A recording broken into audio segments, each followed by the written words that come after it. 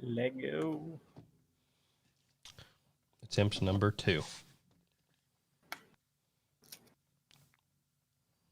Probably jump up. Back to the call. And we are back. Hopefully with a smoother connection. We'll see if anybody starts jumping in here. It looks like we have a smoother connection now. The video looks a lot better. Don't call it a comeback. Awesome. It doesn't show up on your channel yet. Gotcha.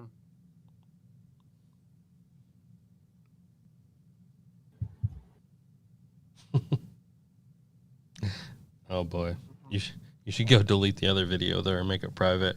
It's like got 100 views. People watching that first 4 minutes.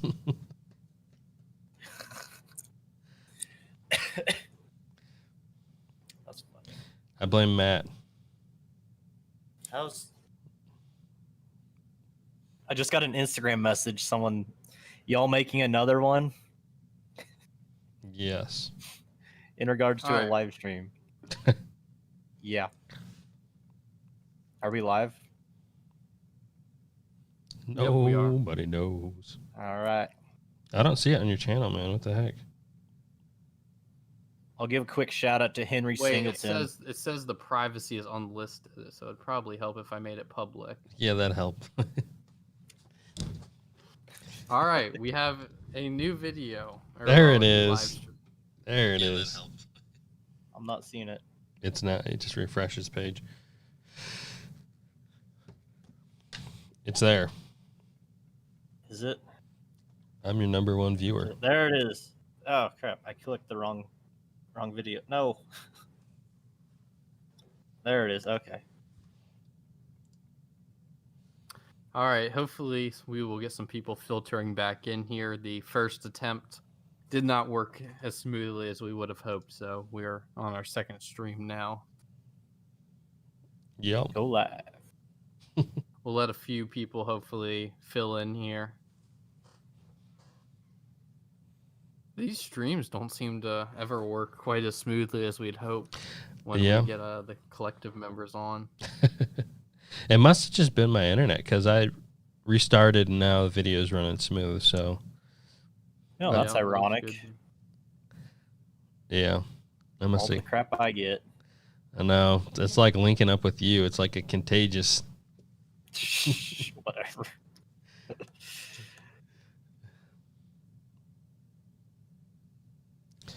Yeah. How's the video coming through now, guys? Hopefully it's coming through a little bit better for y'all. Can you see us? We think we figured it out. Oh, yeah. All right, we're getting some more people hopping in here. What's going on, everybody?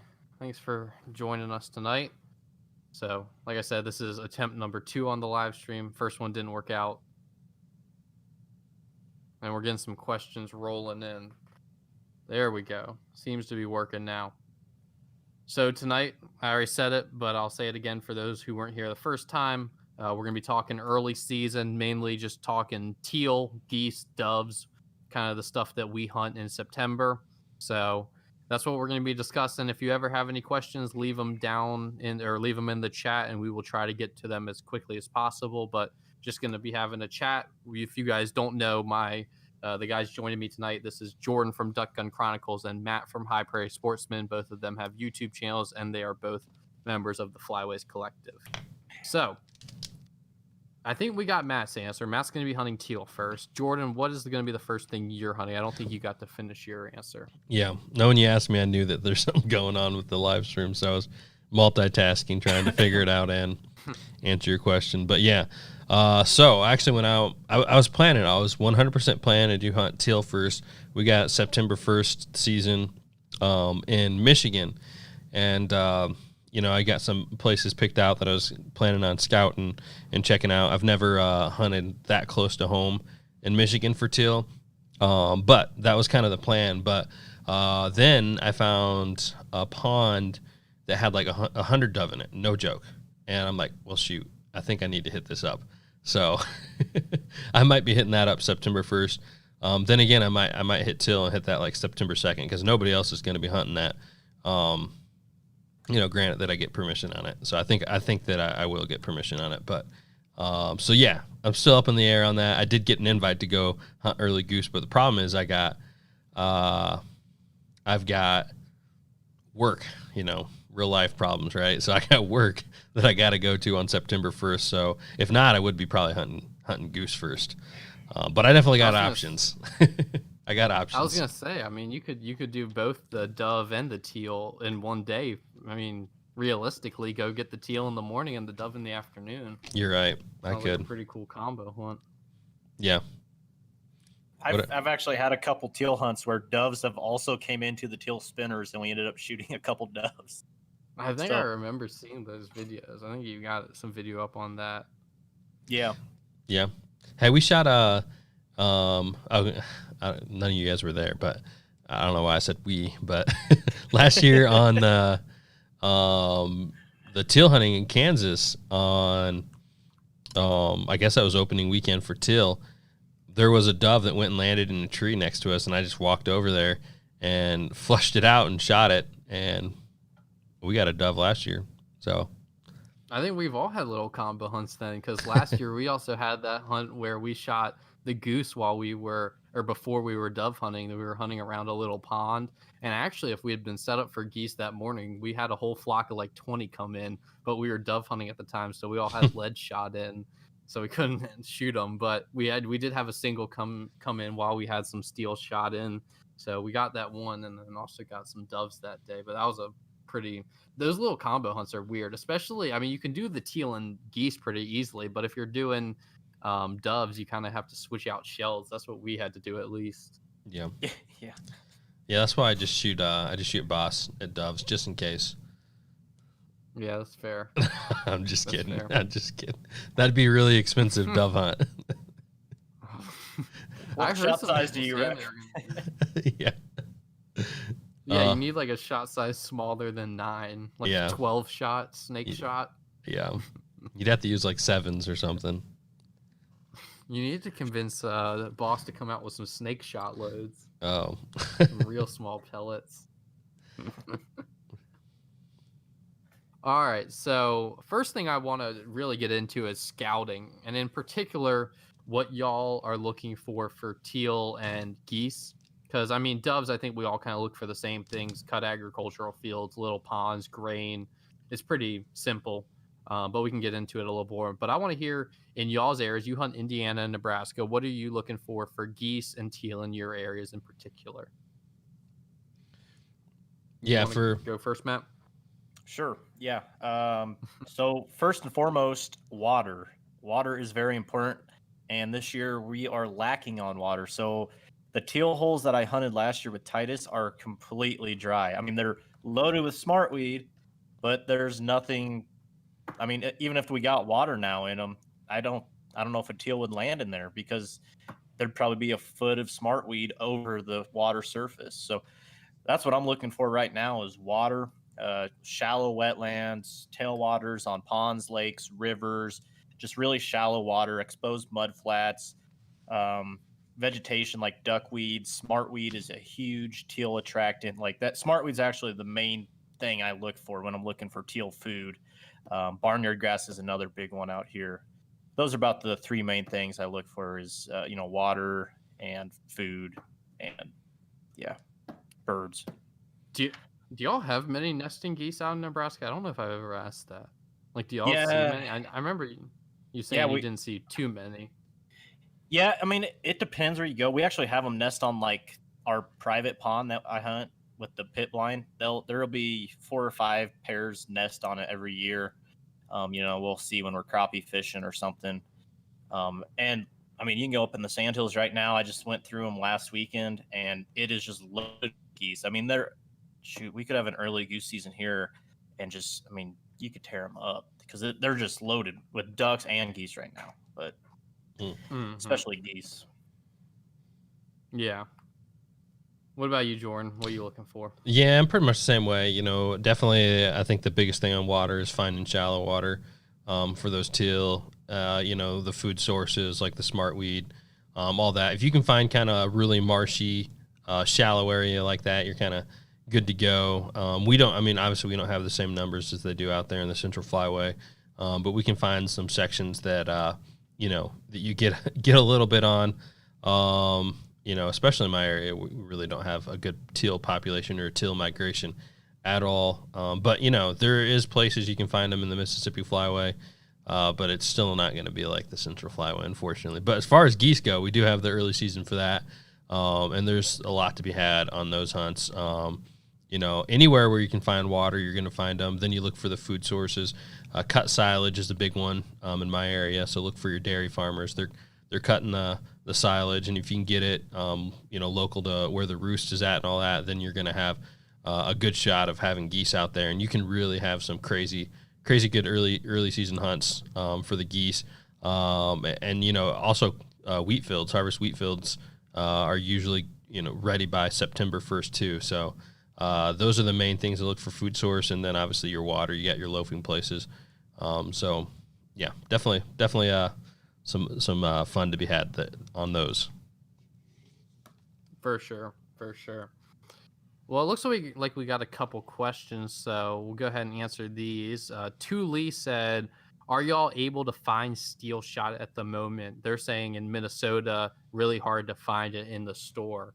I personally haven't been out to like my local sporting goods stores. I've been out to one recently, and they still had quite a bit of steel shot. I think they actually had just got in like their big order steel shot for the year, so I haven't had trouble finding any. What about y'all? So like I stocked up. Our Walmart had all their stuff on clearance last February or whatever, so I'm good for 12 gauge and 20 gauge. I did go to Cabela's a few weeks ago, and they had steel shot for all those gauges. The one I was looking for, 28 gauge, they didn't have anything but lead for. Which, I mean, I don't know how much steel shot they even keep on hand for 28 gauge, but I've ordered some Boss. I'll probably have to order some other stuff for Teal too. But everything else, I haven't seen a shortage in it, at least where I'm at here in Nebraska. Yeah, no, I haven't looked, but I'm kind of like Matt. Like I probably buy a case or two every year, and even if I couldn't find any, I'd probably be good for a couple seasons. Yeah. Yep. Yeah, agreed on that one. When can y'all hunt deer in Indiana or Nebraska starting? September Someone just 1st. asked. That's crazy. Antelope season starts tomorrow, I believe. Is that even like a real animal? Would you have to have a It's like Would a you goat. have to have a tag for that, Matt? Yeah, you have to purchase a tag and it's just archery tomorrow, I think. Most years you can just buy them over the counter for archery. I don't know how it is going with this year, but yeah, we have antelope starts here tomorrow. Do you have to wear? Oh, Do you have to wear like safari clothes when you hunt them? not really safari clothes, more like I don't know, kind of brush looking stuff, like sagebrush camo. Well, goose season starts in North Dakota tomorrow. Yep. You should be up there right now, Matt. If you were a real waterfowler, you'd be up there. I already talked to Heath too. So. Soft.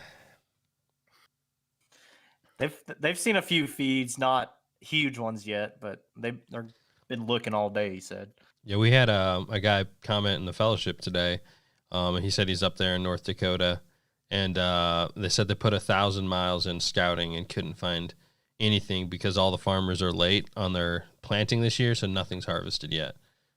That's what I heard.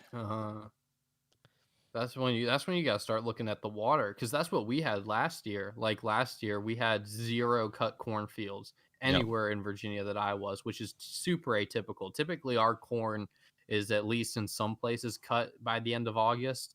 So then we had to switch to the water, and if that's a good thing to talk about. And for today's topic in particular is what you have to shift to when those crops do get in the ground late, which for us was rivers, but I know a lot of guys they'll group up on the big lakes too, those family groups when they don't have any fields to feed in.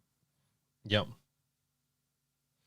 And in those times, I've always started looking for hay fields. That's what I'm looking for, after that, because we have a lot of hay production in our area. So I'm looking for guys who still have maybe some grass that's up that they haven't cut yet, or they just have a fresh cut hay field, because the geese will definitely pound those too. from my experience. Looks So- like we got some more questions. VA Duckin asked, what are each of us looking forward to most this season? Jordan. My first pintail. Yeah, Good not luck. if me and Matt have anything to say about it. I've already told you what's gonna happen on TikTok. We'll see. We'll see. I'll be that guy that just doesn't call shots. I'll Oh, you mean me? Thomas probably can reach out farther than I can, so yeah, I'll let him take that.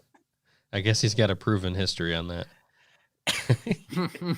And he makes sure they're dead too when they're falling. So. Yep. I don't think you ever said what yeah. you're going to be hunting first, Thomas. Yeah, what are you? Yeah. Oh yeah, what am I going to be hunting first? Geese for us. So on that first Tuesday, September 1st, goose opens up, and then dove doesn't open up until the following Saturday. So I'll have few days to focus on the geese. I do have class. I'm gonna have to skip class that first Tuesday morning because that's like I only have classes on Tuesday. I only have real classes on Tuesdays and Thursdays this year, and then I have like one lab on Wednesdays. So I'm just gonna have to miss a bunch of classes on Tuesday morning. Syllabus week. You don't even have to go then, so no big deal. Yeah, that's true. So you're yeah, gonna be geese. You're gonna be the first Flyways guy that's gonna have like the first waterfowl videos out this year. We'll see who makes it first. Well, it depends. I got September 1st too, so I've got dove September 1st, but like actual waterfowl. It's gonna be a race to edit. If it's a teal hunt compared to a goose hunt, I could be done, edited, and posted before you're done with your hunt. That is true. Yeah, but we're going to be shooting 10 bird limits, so I'll take those over your couple stinky old teal. They might be stinky, but they still taste good. If you shoot another question. Have you ever shot 10, Go like ahead. your goose limit? No. The closest I got was last year with 7. Jeez. Can you imagine like a 3 or 4 man limit of 10? That'd be a firing some squad. Guys who did it on one of our rivers last year in Virginia. They set up and decoyed a 30 bird limit in like 2 hours, which is crazy. I mean, but there are places like that. Yeah, here in Virginia. One question I got in particular: is there a lot of teal in my part of Virginia? No, I live in like the central corridor of the state, which, in particular, I mean, this isn't true with all waterfowl, but the teal really definitely funnel down the eastern side of the state. I've always heard the eastern shore is better for teal hunting than probably anywhere else. But yeah, no, I mean, 90% of Virginia, you are lucky to see more than 5 to 10 teal in a hunt. You'd be really lucky to see more than that. Have you ever got a concussion? Have you ever got a concussion from a teal? No, but I've also never caught a teal either. I need to catch a teal. Catch it with your mouth. So if you want to know what the teal numbers are like in Virginia, just listen to the upcoming teal episode of the Foul Front. We hammered that through really good, I believe. Yeah, really, very thoroughly. Yeah. So Thomas, what are you most looking forward to this season? I don't think we asked you that. For me, I'm most looking forward to the millet pond. I just want to see how that does. I really want to see just how, what birds we get on it. Honestly, I think most of the birds that get on it, we're really not going to be able to hunt because of the way our Virginia waterfowl season works. I mean, we literally get 4 days to hunt in early October, and then we have one youth day between then and mid-November. So in reality, there's probably that food is probably going to get eaten out for the most part during our downtimes. We're likely to have a couple good hunts, but we did plan it a little early. But I'm just interested to see how it does, what birds get on it, how our hunts go. So it's going to be just a completely new experience with me to have a spot where we we built it, and we'll see if they come. Yeah, that'll be really interesting. Yeah, I'm really pumped to see those millet pond vids. Yep. So we got some more questions in here. You guys want to knock out some of these? Yeah. Question for all three of us: what is the best bang for your buck duck floaters, in y'all's opinions? That's a This is great gonna be question. That's a tough one to answer for Jordan. So honestly, best bang for your buck, I would go green headgear. And I know Jordan will probably back me up on that, but they're the most detailed. They're a little cheaper. Now, see, I prefer Avian X's myself just because the paint on them is amazing. They have different body shapes. They're really durable. I have some that have shots stuck in the side of them, like they have a little flex to them with that plastic they use. So I prefer Avian X, but that is out of some people's price range, especially if you're just starting out. So greenhead gears are a little cheaper. But you can find good decoys at garage sales and stuff, and just paint them to whatever you want. Honestly, just do whatever's in your budget. Yeah. Honestly, yeah, it just really depends on your budget. Like a lot of people, I'd say, it's like the garage sale, especially starting off, go for some garage sale decoys and pick those up. As far as the GHGs, they do have different, they have the hard plastic ones, which are your more budget friendly ones, all the way up to the Pro, and then the Pro XD, which are the super soft flexy ones that are, one of the best ones on the market. So it's just really just depends on your budget, really. I mean, you can go as detailed and nice as you want on decoys, or you can go as cheap and go all the way down to Flambeaus or garage sale. So for me, I mean, decoys are fun to have, and everybody's kind of got their favorite. But they're not like, I don't think that at the end of the day, your decoys are going to change whether you're shooting a limit or not. It's going to be about your concealment, about your scouting, about your motion in your set. And those are like your big things. And, so it's just really, I guess it's kind of a different topic for sure. You can go on a lot of rabbit trails with that. We could have a whole different live stream just about decoys. For me, I would say for the best bang for your buck, I would go with the garage sale decoys or Facebook Marketplace in particular. I always see people selling decoys on Facebook Marketplace around me, and those are always going to be the best deals. I mean, pound for pound, the decoys you're getting for what the price is going to be, I think that is the best deal. You might have to put some TLC into them and paint them up like Matt said, but you definitely will find, I think, the best deals through those, especially now that it seems like this import tariff that happened with the Chinese, that definitely seemed to tick up at least the Avian X's. I know the Avian X's went up another 10% on top of what they already were when that Chinese import tax hit. So the avians are definitely expensive. And like Matt, I mainly hunt over avians. The thing for me is not even how good they look. It's just how well they've held up. I mean, I've shot my avians over and over and over again, and none of them sink. So I just haven't had to replace any of them, and I've seen no reason to not buy something that I'm not having to, or not to stop buying something that I'm having good experiences with. So that's my feelings on it. That's actually a great segue into this question here, Thomas. Who's the best shot out of all of y'all? So would you say you're the best water swatter? Oh, definitely. If I get 2 or 3 burrs lined up on the water, I'm deadly. I mean, I'm gonna knock out half my limit in one shot. So definitely, I'm the best water swatter. I don't know about the best shot, but I'll take my water swatting skills against either of y'all's. Well, yeah, I kind of swat very rarely. So. I hate to throw you under the bus on your own live stream here tonight, Thomas, but I vividly remember you missing a water swat to finish off a cripple in Kansas. Okay, I do remember that as well, but that was I also remember that shot that I hit to even bring down that mallard. Yeah, well, we're not talking about your in-flight shots. We're talking about your water swats. Fair enough. Fair enough. Y'all will. Jordan is gonna have a video coming out pretty soon on his channel of an unreleased hunt where Jordan and I went off on our own. Well, actually, I released it, but Jordan's perspective has not been released yet, and it'll be a pretty interesting one. So definitely check that one out when Jordan posts it. It was a good hunt. It was a fun hunt.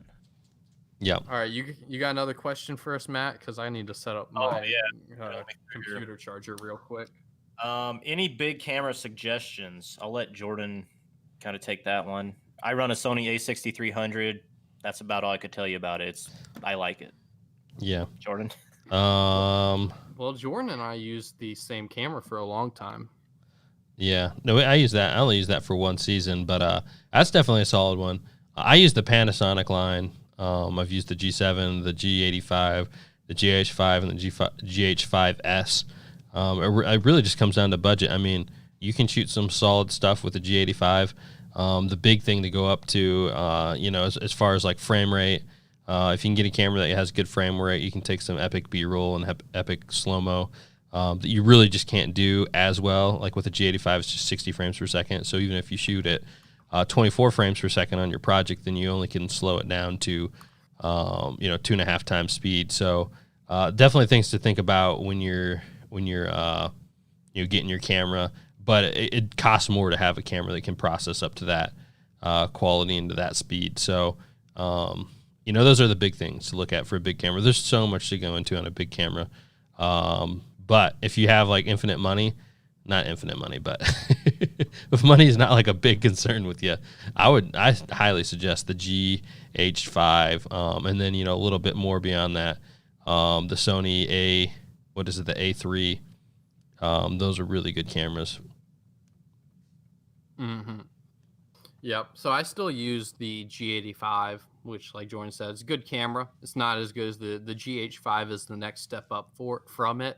But if you're looking for just something to kind of up your game in terms of filming and just want to have a camera that you can vlog with or film with and not have it break the bank, the G85 I think is a great option. And I found it to be super intuitive to use. Like I never had really used big cameras before that. So I thought it was really easy to use, which I thought was something that I really enjoyed about it.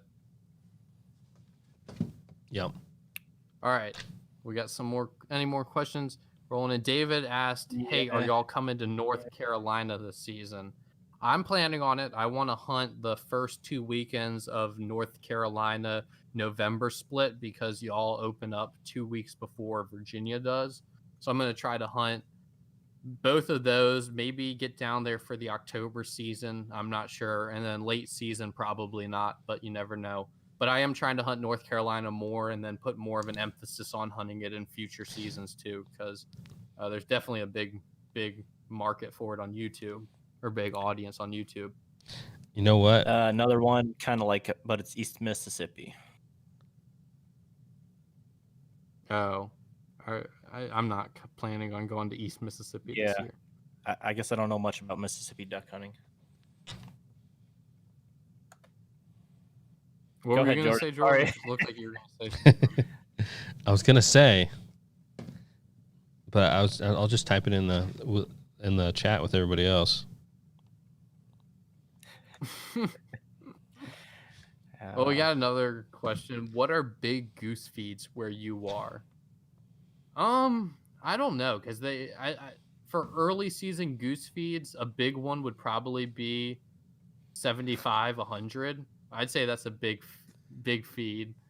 Late season, they can get giant around here. I mean, late season feeds, I've seen thousands on thousands of geese.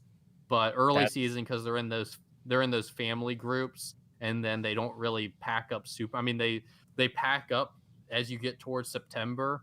So, but still, it's mostly smaller packs. You don't really see those giant flocks, at least where I'm from, in September. Yeah, we have thousands. I mean, a big feed out here is thousands. Like snow geese, Canada's, it don't matter. Mm-hmm. Yeah, not that blessed in the old Atlantic Flyway. All right, we got another one for all three of us. What shell choke gun combination are we using? And I want to say something before we get into this, because people always ask me this one. The um, shell choke gun combination really should be an individual thing, especially based off how your gun fits you and the shells you like to shoot. I mean, if you're trying to replicate, I mean, I understand why people ask it, but if you're trying to replicate what someone else is using for their gun and their shell and their choke, I just don't think that's the most effective way to go about trying to improve shooting or whatever the goal is with that. Go for it, Jordan. I'll go grab something. Yeah, I shoot a Browning A5. They're factory chokes, and then been shooting Boss too. For me, it's been my Franke Affinity 3, shooting a Carlson's Light Modified for most of the season. I do have an improved modified that I throw in for late geese or sea ducks or stuff like that. And mainly shooting 3-inch number 2 steel. And I kind of just jump around between brands, whatever I can find cheapest. But that Boss is legit for sure. Yeah. And the good thing about guns too, talking about fit, any of the big name modern guns now too, you can shim your gun to, any issues you have to fix it. So if you really do like a brand, like I really love A5s, then it's like, you can shim it to make it fit you. Because we're all different, as far as, how a gun's going to fit us. And back in the day, it was a big issue because you couldn't change it if that's just how it was. So modern guns now, you can shim them to make them fit you just how you need. Yep, that's true as well. So here's mine that I'm planning on running a lot this year. It's my 28 gauge, and I got improved and modified chokes for it. And I'm running Boss because that's about the only thing I could find. And with a 28 gauge, you don't have as many pellets in your shells, so that's why I'm running Boss too. I got a question for y'all that are watching right now. Out of all of y'all, have any of y'all ever used a skeet choke tube for duck hunting? That's something that I want to try out this season. I've always stuck with improved cylinder as being like my widest constriction. But on some of our wood duck hunts that we go on, I mean, we consistently shoot birds at 10, 15 yards. So I want to try out that skeet choke tube and see how that does for me. But if anybody's used that before, I'd like to hear what their opinion was on trying out those for those really close range duck hunts. Yeah, I've never tried it, No. Mostly I just run a modified, but like my 12 gauge, I need to get it improved for the last few years, it seems like. Yeah. I mean, I've definitely noticed. I mean, there's spots that we hunt where it's just like there's no chance that you're going to be taking a shot at a bird over 30, 35 yards. So what does it hurt to put in your ultra wide choke tube and just see how it goes? Yeah. You might get too many scotch triples. Yeah, that would be a problem, especially with our mallard limit. Yeah. Are you going to start clickbaiting this year, Thomas? If you shoot 2 mallards, just be like, full limits. Mallards everywhere. Didn't you do that last year? Mallard limits. You did that last year on a pintail hunt, right? You guys shot 2 birds and you said limited or something? I did that on redheads and pintails. You dirty clickbaiter. It's not clickbait. No, it's actually true. See, the thing is, I could see like more than 100 mallards, and I could be like, most mallards I've ever seen, and be like, crazy solo hunt. We shot 2 over in one shot. Yeah. Oh. All right, let's keep those questions rolling. We got some good ones so far tonight. So if y'all have any, drop them down below. So how likely is this van scheme gonna happen? Oh yeah, let's hear about that. I mean, this year, this is like my dream. Like if I had the resources and the time, this is 100% what I want to do. But I mean, I just don't see it. I don't see my college actually going online quick enough. Like, I think we're going to stick with it for too long. And then by that point, it's not going to be really worth it. I just want to get this straight. So your dream in life is to own a van and live out of said van and live hunt down by ducks. a river. See, I think And it'd be hunt ducks, yes. Have you ever seen the Sam Holtz guy hunting public? Yeah. Mhm. No, I think that'd be cool. No, I think that'd be. Yeah, that'd be cool. But I was gonna say one step up from that is like renovating a whole school bus into your hunting rig. You know, you pull a little John boat behind your school bus, and that'd be pretty sick. You know what I want to do? I want to kayak duck hunt across America. So just take the old kayak and see how many places we could get to. I mean, you just start on the top of like the Mississippi River, and you just float everywhere. Yep. That actually And there's sounds. in Louisiana. Here's a question: Are any of us gonna hunt California? See, the thing is, not this year. None of us really like the communists over there too much. So we're trying to stay out of their hair as much as we can. Yeah, Thomas gets enough. Thomas gets enough of that in Virginia, so. Yeah, we already have enough homeless people crapping on sidewalks in Richmond. I don't need to go to San Francisco to see it. The logistics of even getting, I don't even know the logistics of getting a gun in California. It just is something I don't want to deal with. When I go down to Kansas or something, I just drive across state lines, no problem. So pretty much this is what you do. I have no clue how to get a gun into Cali. In California, you just go somewhere, you make a Facebook post about, it's like a gun collecting, like turn in your gun for a Waffle House coupon set up on the side of the corner, and people turn them in. You give Do them they Waffle. even have Waffle House? I don't know. I think that's just like a southeastern thing. Like I don't think they have like in and outs over there. That's true. Even better, you They can need get a Waffle House though. you get all the guns for just a couple Waffle House coupons.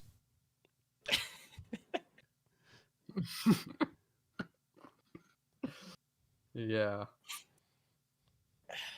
We got another question. Kayak versus the Old Town hybrid canoe. Old Town all the way. It's a kayak canoe hybrid. I guess he said hybrid. Yeah. Wait, I gotta say some. what's the question? Go for it. What was the question again? I didn't follow. I don't. Kayak versus the Old Town 119 solo sportsman.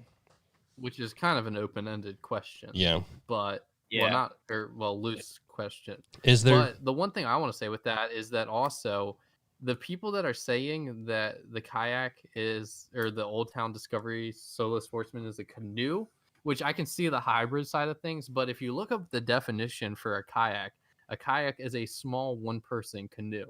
So by definition, the Old Town Discovery 119 is a kayak. But if you put two people in it, it's a canoe then? Like, you know what I mean?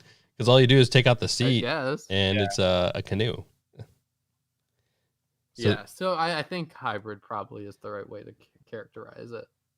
Yeah, I would say on Personally, that. for me, Go ahead. Go ahead. No, I would just say, yeah, it's like you said, it's too open-ended. Is there kayaks that are better than the Solo 119? Yes, that are more expensive. They're bigger. They have bigger weight capacities. But is there things that the Solo 119 does better? Yes, it's light. It's mobile. You can carry it in further. You can get all the stuff you need for a solo. Well, it's not going to hold more than like a big kayak. You know what I mean? Like if you have like a 14-foot bass fishing kayak. So it's like, that's why it's the open-ended question, right? Because you can find kayaks that cost $1,500 that are going to be better than it. It depends on the kayak you're getting, I guess. If you want to narrow it down. Yep. So yeah, it's too open-ended. There's things that it is good at, and it's being small and mobile. It's not the best on stability. Like a 14-foot, bass fishing kayak is going to be better in stability, but that's obvious because it's 14 feet long. Yeah. I'll tell you my perspective on this. I've always been someone who's felt pretty comfortable in a kayak, and I don't bring a dog. So stability has never been a big issue for me. So I love my Discovery 119. I mean, for me, I actually enjoy a kayak that is less stable or just a smaller profile because it's easier to paddle. Like I very much value paddling over stability for me, which I wouldn't say is the case for probably even most people. But that's the reason I really like the Discovery 119. Yeah. No, it's definitely solid for that. But Yeah. yeah, I would say if you have a dog, you want to get something bigger. Yeah, it's just Okay. not a boat for a dog. Like I think it's that should be pretty clear out of the get go. VA Duckin, yes, Josh is in the Flyways. He should be on the website. I thought we had him on The there. reason he's not on, I think he means for his merchandise. Oh, And the reason he's yeah. not on there is because Josh and Titus both already had their own websites. So before we even made the Flyways Collective, so it just made sense for them to keep doing their thing on there, and then the rest of us do our merchandise thing over there. But yeah, Josh is 100% a full member of the Flyways Collective. Yeah, Actually, he is actually up on the that for a website little bit. So you can actually get to Titus and Josh's links from the website. I'm showing it real quick. So here's all of ours. Oh, I see. Yeah. This is the website. He's not in the intro video because we made that actually before he joined, but he is in. He's got a link there as well to his stuff.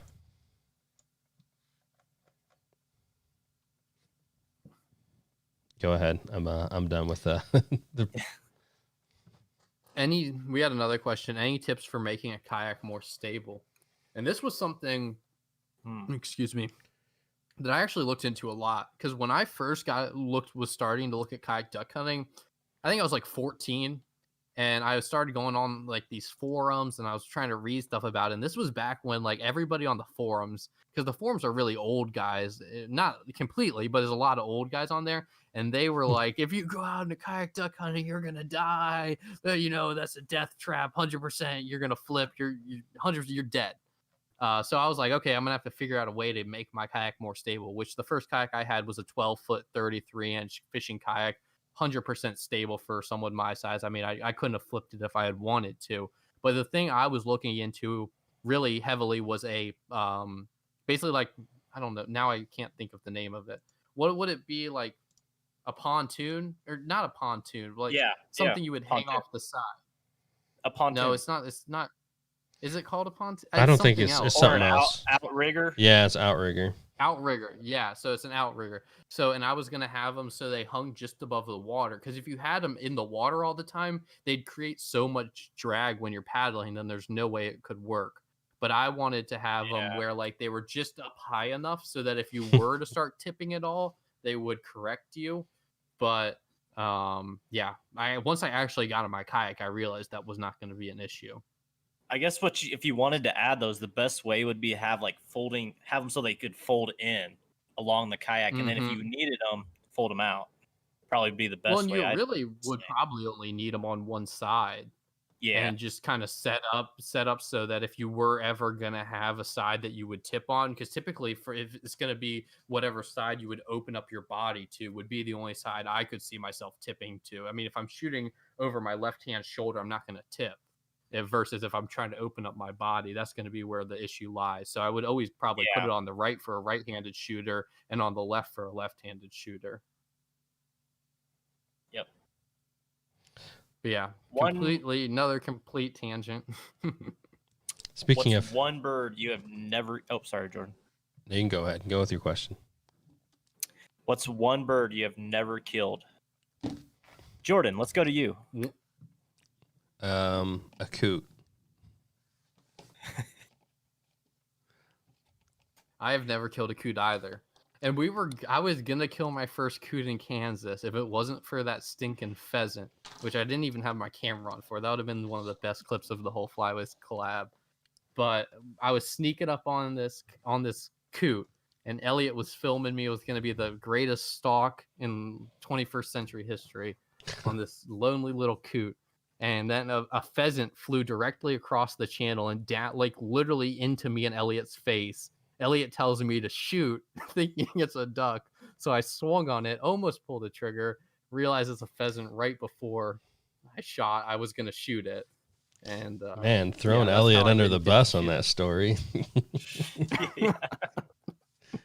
I don't know if Elliot said shoot. I think he might have said. Oh, sure. Now your story changed. Okay. I'm just trying to give him the benefit of the doubt. If anyone can clip this and send it to Elliot, that'd be great. We'll get Tom's on just throwing it. you under the bus. See, I really wanted to try eating a coot more than anything. Like I've had all these birds that people tell me taste bad, which I mean, people told me buffleheads taste bad, and I have yet to taste a really good bufflehead. But spoonies tasted great. Um, yeah, that's kind of the only example I had ready. But I don't know. I want to see how good how the coots taste because they definitely When get a bad enough rap. when you come out and hunt Nebraska this year, Thomas, we'll get you on some coots. Will you eat a common merg to tell us, like, if you can make it taste good? Yeah, I do want to do a common merg hunt this season and cook it up. That'd be a great video. All right. I So think we got some more questions in here. It looks like. Yeah. before we jump to the questions, I wanna take us on a different tangent. All right, you ready for this?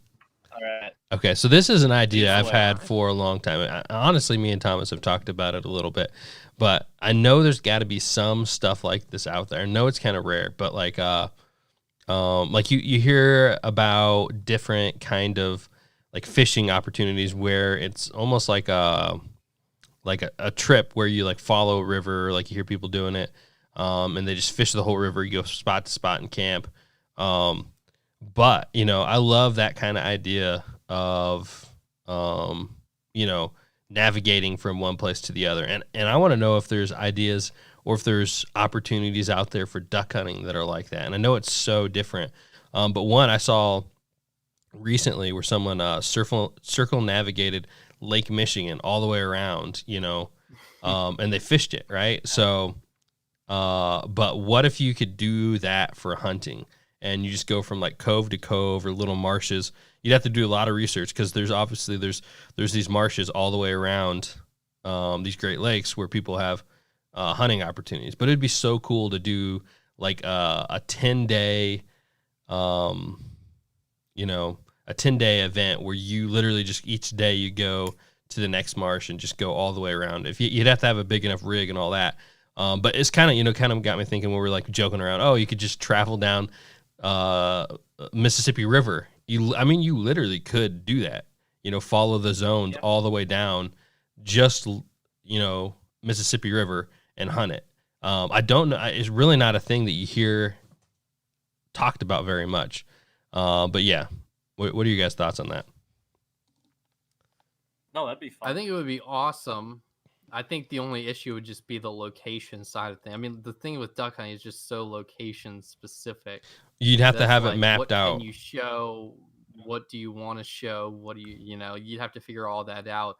And then in Virginia, like I would have already done stuff like that in Virginia if it was not for Virginia's blind laws. But with Virginia's blind laws, I mean, there's whole river systems that I basically cannot hunt.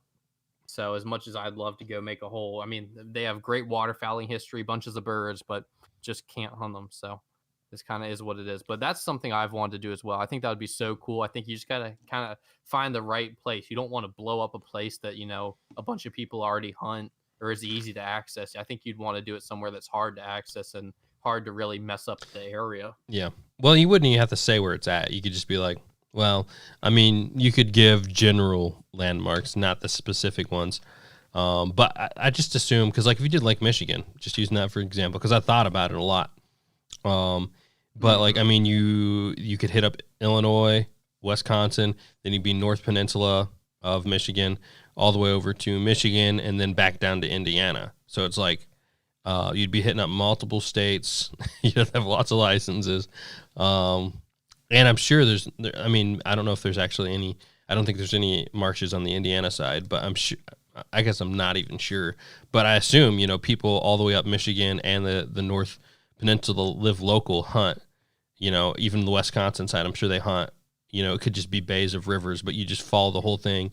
You'd have to have like a 20-foot boat, and I don't know. I just think it'd be a crazy cool idea. I completely agree. I mean, if I was to ever do my if I was to ever do my van idea, there would certainly be some series in there like that to kind of spice things up. Because I mean, I think if you just did hunt after hunt after hunt with no continuity, it would kind of lose its purpose, or not its purpose, but its storyline. So I think if you were to do like a whole hunt series like that, it would be a lot more compelling if you were to do some mini series like you're talking about. Can we go back to your van real quick, Thomas? Like right now? Yes, What? back Where to is my this van at? My my What? theoretical van. Before we get into the van, I want to say one thing. If you guys haven't already hit the thumbs up button on this video, please go ahead and click that because it does help out these videos a whole lot. It helps a lot of people see them. So if you guys can hit that thumbs up for me, it helps out a big um, A portion. lot. A lot, yeah. So what would you name this van? Because I mean, you got to have a name. If you're going cross country in a van and duck hunting, you've got to have a name. You know, like Benny Spies is the guy that goes across and chases roosters all across the country, and he calls his like the toaster. So what would you name your van for chasing waterfowl? Well, I mean, I feel like you would have to put a little bit of thought into this, but I think the Duckmobile is never a bad option. So The basically, hokey. I'm But it's- picturing I'm picturing Dumb and Dumber's van, but as a duck. When you call it the Duckmobile, I think It's like the well, That's- Wienermobile. That's what I'm seeing. The Wienermobile, but it's just a mallard.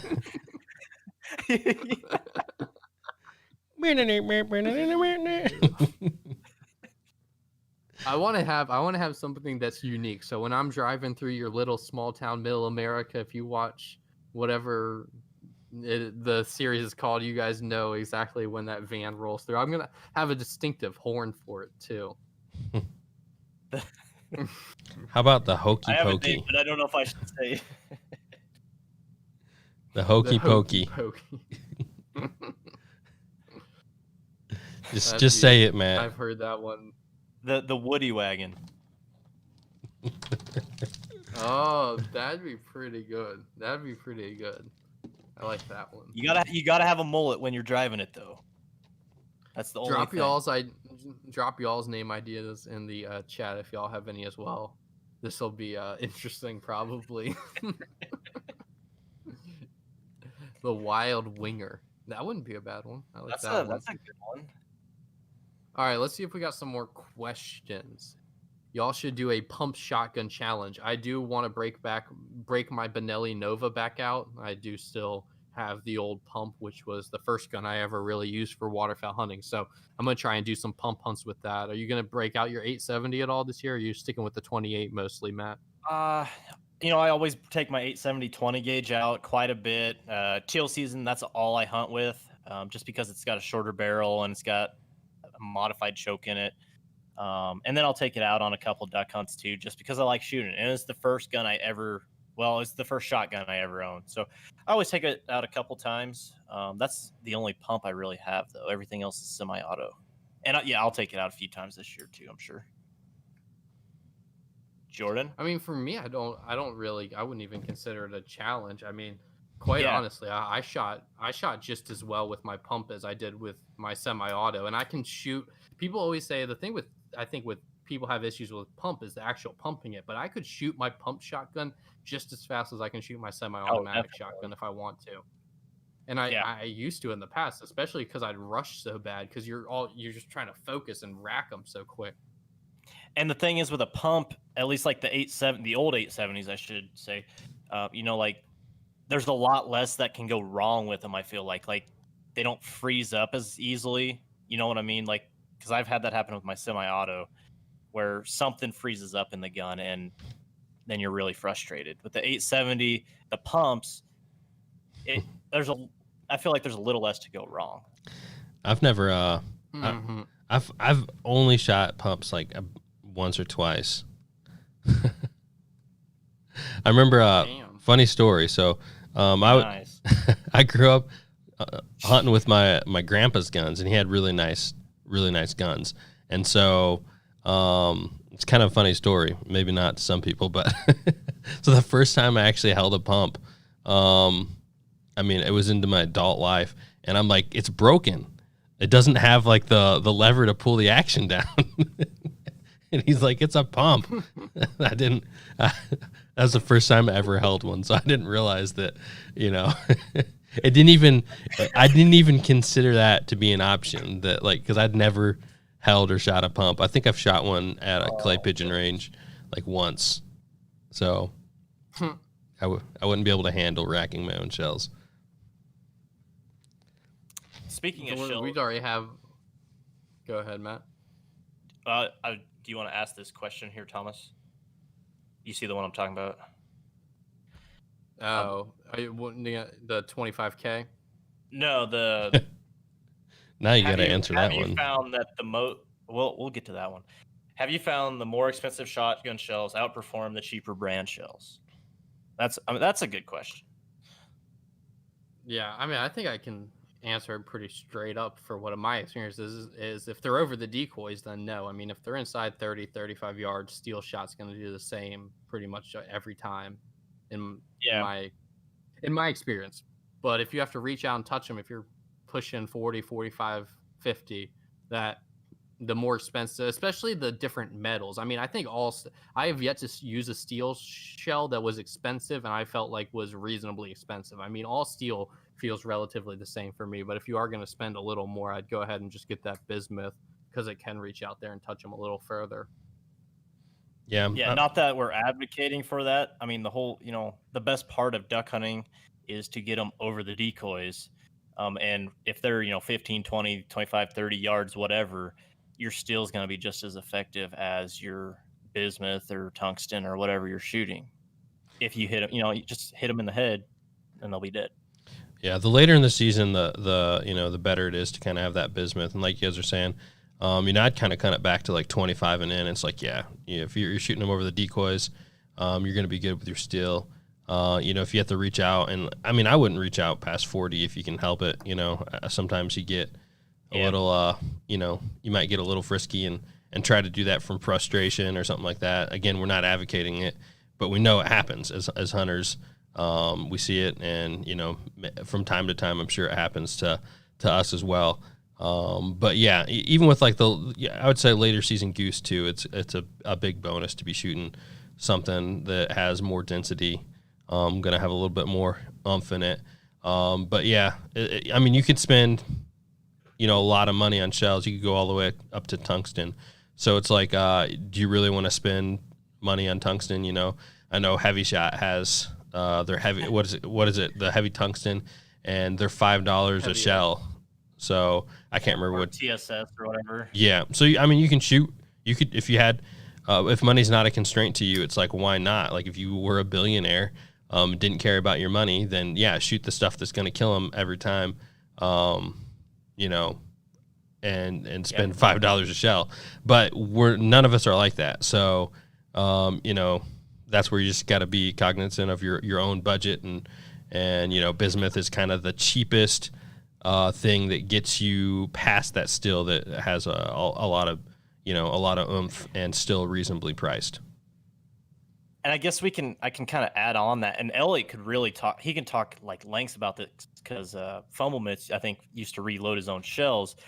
But the big thing with steel is the velocity of it. So if you're shooting anything like under 1,300, it's not going to be as lethal as, that 1,450, 1,500, 1,550 range, which and steel drops off a lot faster. It doesn't keep as much energy because it's not as dense as bismuth, which is why that's more lethal further out. So I guess if you're looking at steel shot, look more at your FPS more than anything. Yeah. Yeah, I will say I know plenty of guys who shoot those heavy, especially because you can get those heavier, slower steel loads. I know a lot of guys who take the 1350 over the 1550 to get an extra eighth of an ounce of shot, and I mean they're always some of the best shots I know, and they have less cripples. So Really? I will say I've seen I know plenty of guys who shoot those ounce and 3/8 1350 steel loads, and they do really well with them. So. I mean, at the end of the day, if you put one in the brain, it's going to be dead one way or the other. So I think the idea with that is that you get a few more pellets, and hopefully the percentage of getting a completely lethal shot goes up. Yeah. I mean, you were thinking about it, that's really the only main difference between like a 12 gauge and a 20 gauge. If you're shooting the same velocity of shot and the same weight of shot, but you just have more BBs because it's a bigger shell. So I mean, that's why a 12 gauge is, more effective than a 20. It's not because you have a more powerful shell. I think a lot of people think of a 12 gauge as more powerful. It's not the case. And there really is not a big difference. it's more of a chance Nope. you're hitting your target. Yeah. I mean, if you're a good shot and you're right on, that 20 gauge is going to kill them, no matter if it's a goose, a duck, whatever. So, Yeah. I want to do this one because we missed it earlier from the Alaskan Viking dream hunt. We've already answered this a couple times, but I want to hit it again with y'all. What would be your early season dream hunt? Since today was supposed to be talking early season, if you could pick dream hunt on teal, geese, or doves, what would you pick? man, if I could just get invited out to Nebraska for a flooded corn teal hunt, but it just never happens. So I have to stay in Indiana. You know, he might say on camera that he invites me, but never will I get an invite from Matt. He likes to invite like the big time YouTubers, people with like higher sub counts. So, you know, 20K or plus. Yeah. Only. Someday I'll be to that level. Maybe not. So, you know, I'll keep striving for that in the future. Well, I don't know. I mean, I like shooting teal. I love shooting teal, actually. So, honestly, my dream early season hunt would probably be still Nebraska. As lame as that sounds, like doves just don't really do it for me. And early season goose, like I love shooting geese too, but it just feels wrong to me if there's not snow and ice. Like I love shooting late season honkers, but when it's September, I'm all about the teal. So I'd say it's still Nebraska or Kansas. His channel is High Prairie Sportsman if anyone wants to unsubscribe after that.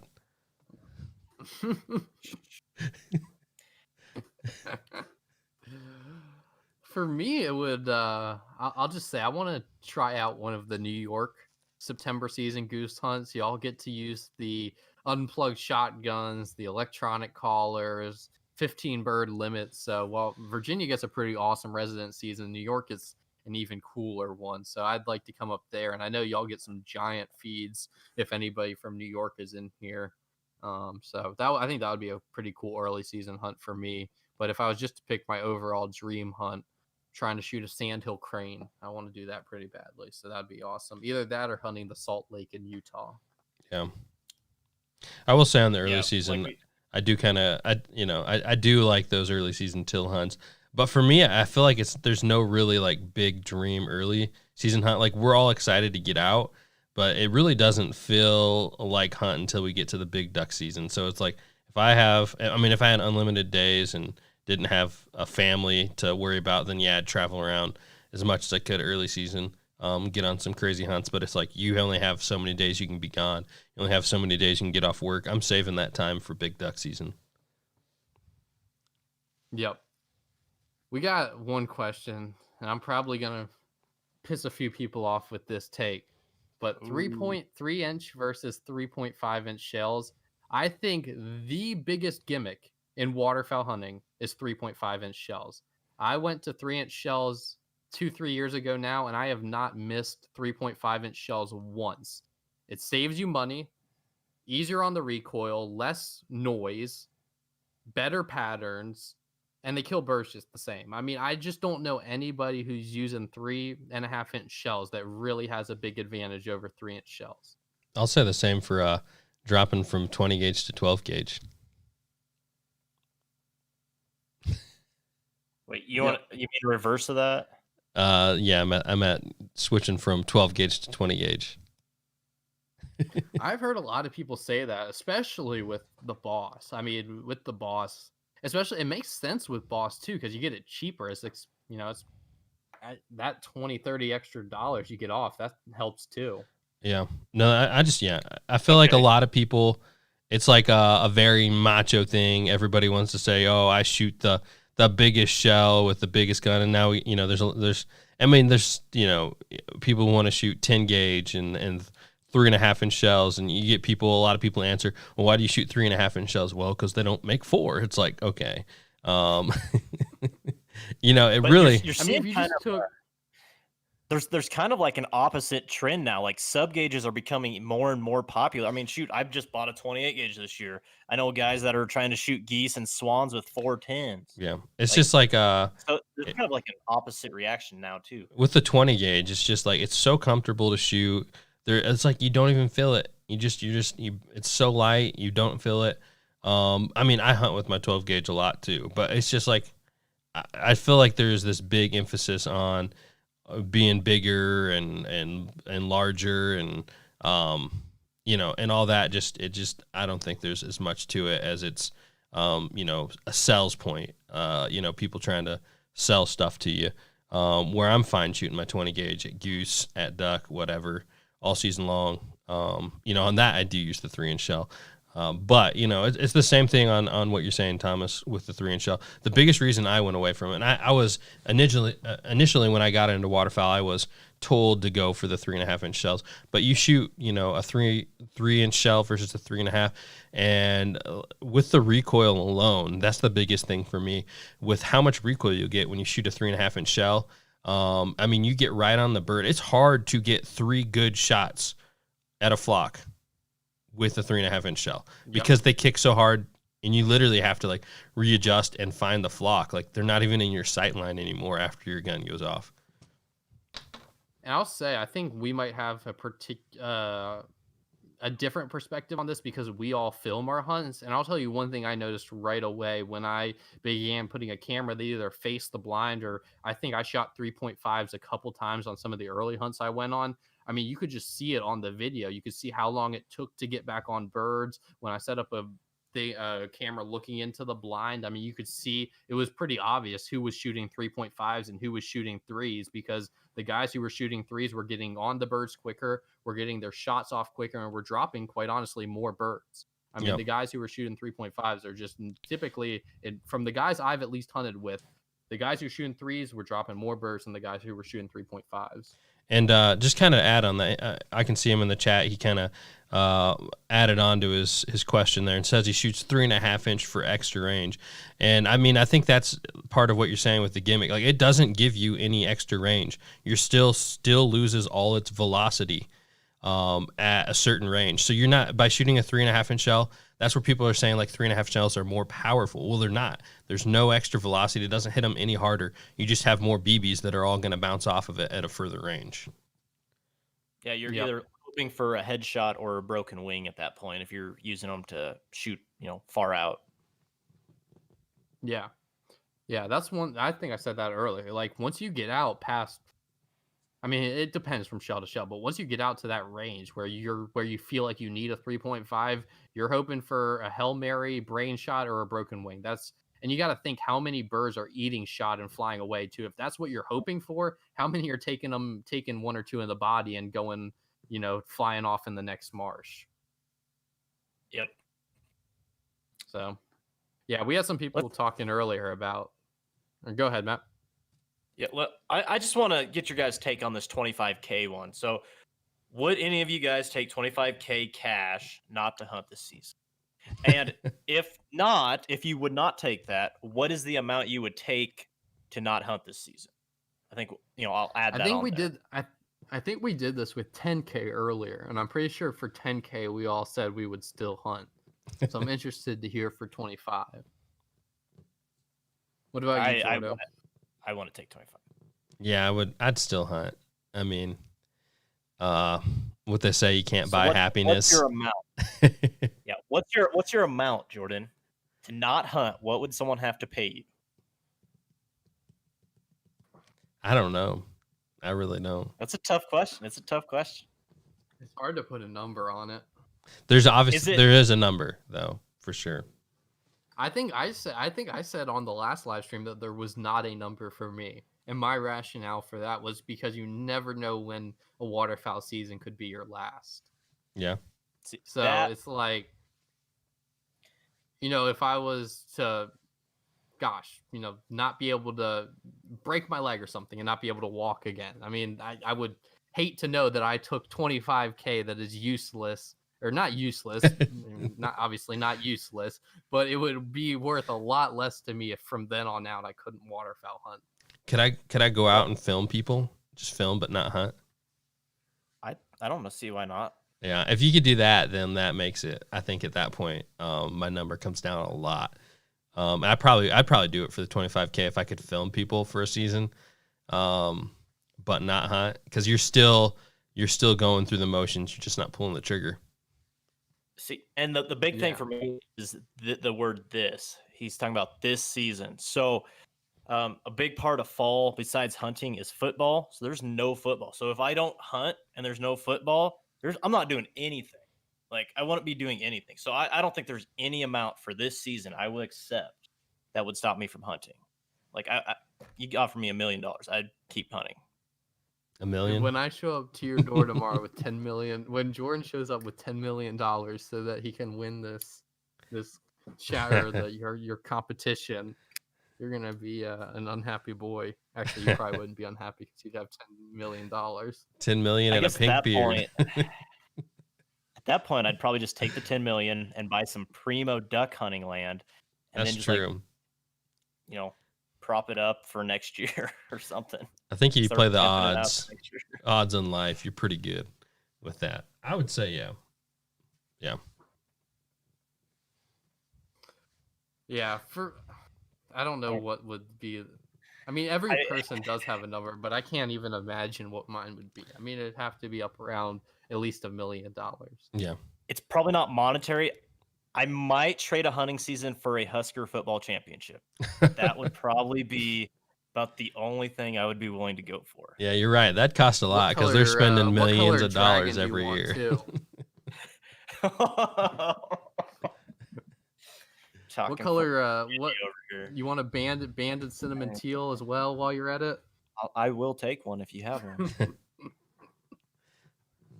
Actually, Yeah. someone asked how many bands we have. That's another question. Yeah, I don't think we ever answered that one. Right I will here. show you my singular one. band. I'll be back in a minute. This was the first duck I ever shot, Mallard Drake, about 16, 17 years ago. None since. And I we know still Jordan's think going to that's rub it in crazy. our face here. Banded mallard. My one goose band, which I will say was shot in the AP zone, which is only supposed to be migratory geese, and this band was from a resident Virginia goose. So here's my Yeah, but he one was little migrating. example that yeah, from Virginia to Virginia. Our migratory geese are supposed to be coming from Canada. He literally just got on the exit in the migration highway. He just hopped on and bam, you shot him. That was his fault. Yeah, and I got Titus is in here now. I got a mallard band and two what's geese up, bands Titus? last year. So I'm hoping to get the same next season. I think I remember you stealing that mallard band from old Kevin. I just wonder, like, if I had shot my goose bands, I probably would have been like, man, I feel bad taking a third one. You guys just take it. But I think they both have more bands than me. But Kevin doesn't have a duck band. So I did feel a little bad. Jeez, Jordan. You dirty Yeah, dog. I won the draw fair Should and we square. try to get Titus in here? Dude, how can you say that looks like an eBay band when I didn't even actually show it to the camera? Like it wasn't even in the light. Why does that band not have any words on it? I mean, I could have sat here and held up any aluminum band, and it could have looked like whatever you want to claim it looks like. Do we want to add Titus in here if he wants to hop on Discord? Yeah, Titus, you want to get in here?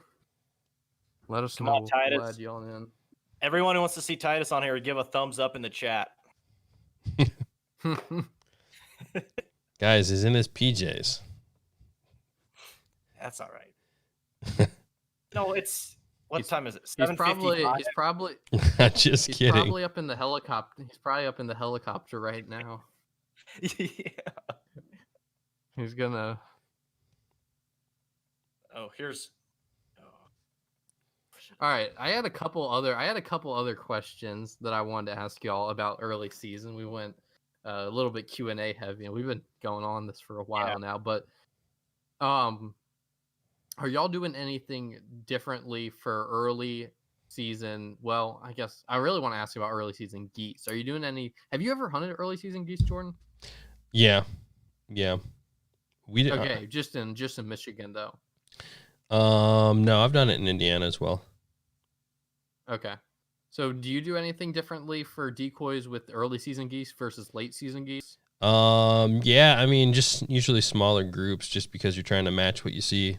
So smaller size sets, and then kind of having those separated, kind of like you see with family groups a little bit. Yeah, I mean, just usually smaller Hey groups. guys. Oh, look at all those bands. Oh, I didn't see those on my Oh, Jeez. A little bit. Oh, whoops. Let me get these off here real quick. We got a little bit of echo from you, Titus. Yeah. Yeah. Can you mute your YouTube? There you go. Did you shoot all those? No, those are from the Delta Waterfall Banquet. Okay. They did look. They look shiny. They Those look. are eBay bands.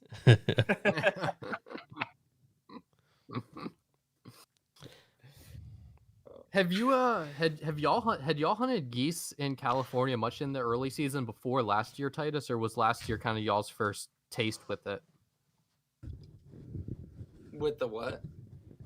With the early season geese. That's kind of what we were talking about today. So No, I wanted to get that was the first time we got permission on okay. geese. Yeah. I It's just real, it's real tough out here. Titus does. Is have there some any- experience in early season though? Yes. We do have some early season plans. Does anybody ever hunt the geese out at the refuges in September at all, or is that No, not something it's you not can open to it. Mm-mm. do? Gotcha. Yeah. Why do they keep you out of there? I don't know. Yeah. Well, there. You know what? There's really no geese on our refuges as far as honkers. Like up north, there'll be snows and stuff, but other than that, you never see big geese, dark geese. You know. Gotcha. And y'all don't have an early teal season either? Does anywhere in the Pacific Flyway have an early teal season? Not that I know of. I don't believe so. I was asking Have you ever the. heard I don't know about. the reasoning behind that? I don't know. I mean, they're not even down here. I would say, honestly, we don't start seeing a lot Gotcha. of teal until like I would say December, like the first push. Okay. Yeah. Interesting Gotcha. fact on the Pacific Flyway. I actually asked the Alaskan Viking this recently, but their big duck starts September 1st in Alaska. Really? Yeah, I didn't know that either. Hmm. So I think there might be a few people looking to book some trips up there, especially because Canada just made it official. I think today or yesterday that they pushed back their opening date past mid September. Yep. Yeah. So that knocked out the first 3 weeks of at least those who had trips planned up there, which really stinks, man. I know quite a few outfitters who are going to be really, really hurting this season because of that. Man. mhm. Good. Alaska said I'm pretty sure he said he had rooms and like moose steaks for us if we wanted to go up there. So I've never had a moose steak, so I might have to Oh, take him up on that one. moose is even better than elk. Really? Well, I've It is never had elk either, so I pretty much grew up on elk. I've never had moose though. Elk is amazing, but moose, I would put moose above elk. Johnny's never served you some moose, Titus? No. His grandpa. I figured with all the Alaska stuff they do. Yeah, they've done a lot of Alaska stuff, and they've all his aunts and uncle. I think they've all shot moose, but yeah, I've never tried it. I don't even know if he has or not. Huh. Gotcha. Probably all gone now. All the meat. That's been a long time ago. Yeah.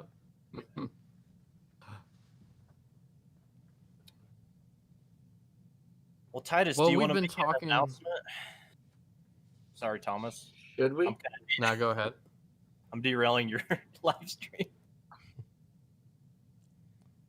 Yeah, we officially bought plane tickets last night. I didn't get the Dirty reaction dog. from Jordan that I expected. I think he was just in the corner crying, so he didn't really want to say anything. I was thinking Jordan might come meet us out there or something. Yeah, He has a standing invite. that's what he says. But then as soon as we get off stream, he texts me. He's like, "Don't even think about showing up." That's not Mike true. laugh.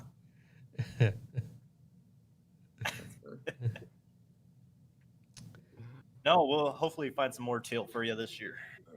Well, it's only 2 days, so it'll be quick and fast and furious, even more than last time. I think we'll leave Friday morning and we'll leave Sunday afternoon, so it's gonna be super fast, but it'll be fun.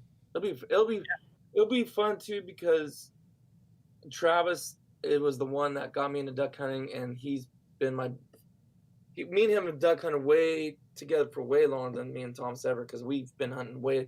Thomas started 5 years ago, or whatever it was, or 6, but me and Travis been hunting since I was like 16. That's been 20 years, so I'm really excited he's going because financially he couldn't really do that before, so now he's had a little bit more freedom. So I'm pretty excited because he was telling me last night, he's all, hey, you only live once, man. You got to enjoy it while you can. I said, I agree. Yep. Yep.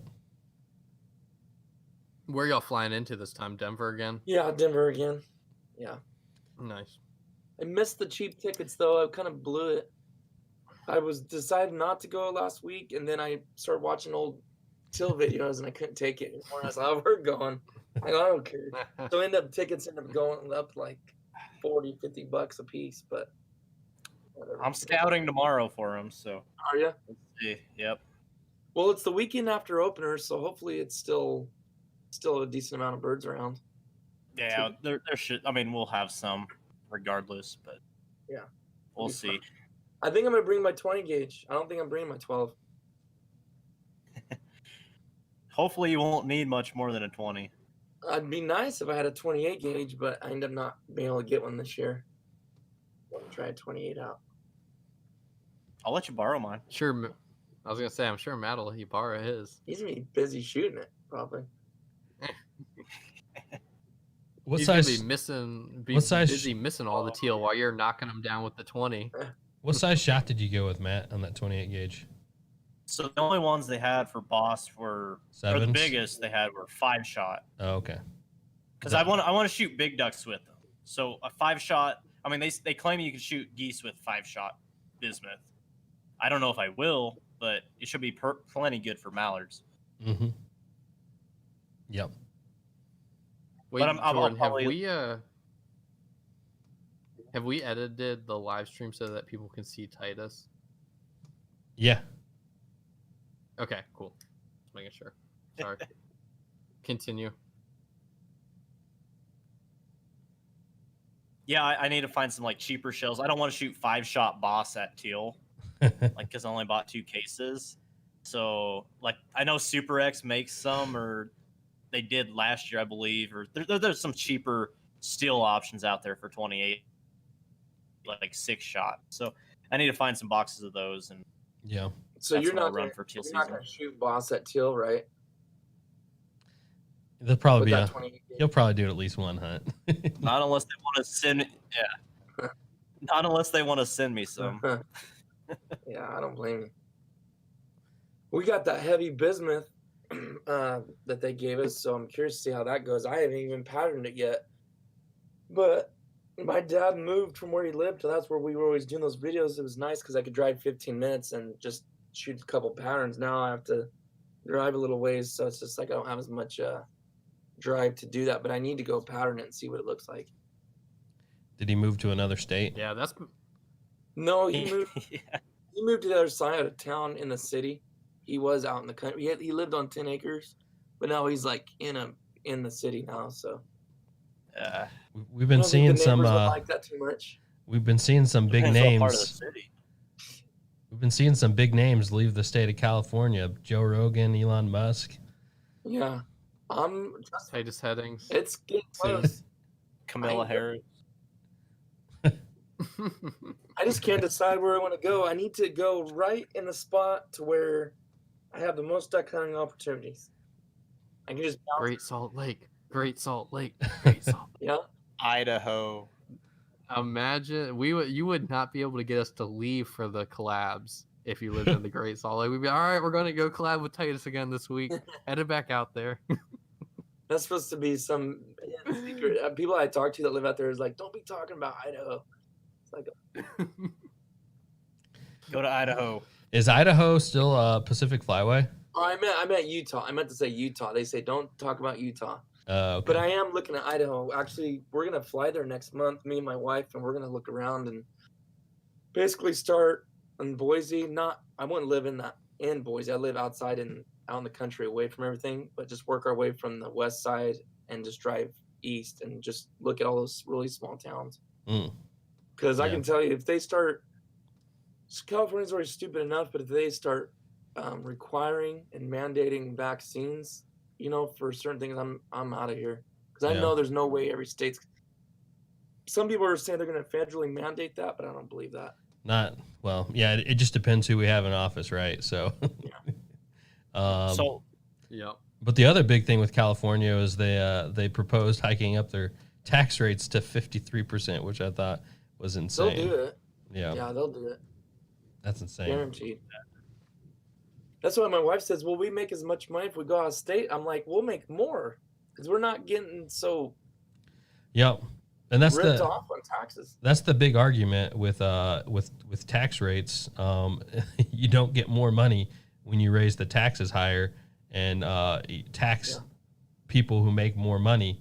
Tax them higher. Well, we're getting way political on this, but Yeah, I know. because then people just stop making as much money, so they don't have to pay as Right. much. But yeah.